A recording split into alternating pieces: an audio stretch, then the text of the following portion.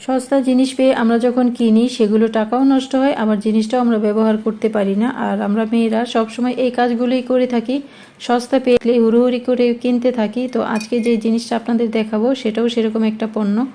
তো একটা গ্লাসে আমি প্রথমে 2 টেবিল চামচ চিনি নিয়ে নিলাম, 2 টেবিল চামচ নিলাম কফি পাউডার, 2 টেবিল চামচ পানি, আর এটাই হলো সেই জিনিসটা।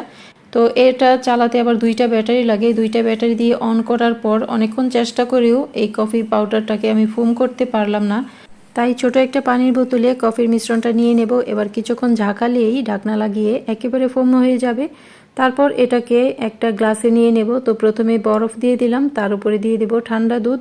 গরুর দুধ আগে আমি জাল করে ঘন করে ফ্রিজে রেখে ঠান্ডা করে নিয়েছি। তো কিছু অংশ বাকি রেখে দুধটা নিতে হবে, বাকি অংশে এই কফির মিশ্রণটা দিয়ে দিতে হবে। দেখুন কত সুন্দর ফোম হয়েছে। তো সস্তা পেয়ে কফি মেকার না কিনে এরকম করে বোতলে জাগিয়েই এরকম ডালগোনা কফি বানিয়ে নিতে পারেন। আর কত সুন্দর ফোম হয়েছে দেখুন, কফি মেকারের কোনোই প্রয়োজন নেই।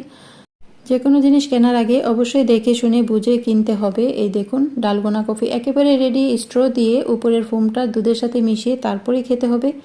তপ্ত গরমে এরকম একটা ঠান্ডা ঠান্ডা কোল্ড কফি বানিয়ে খেতে পারেন। ভালো থাকুন, সবাইকে অনেক ধন্যবাদ। আল্লাহ হাফেজ।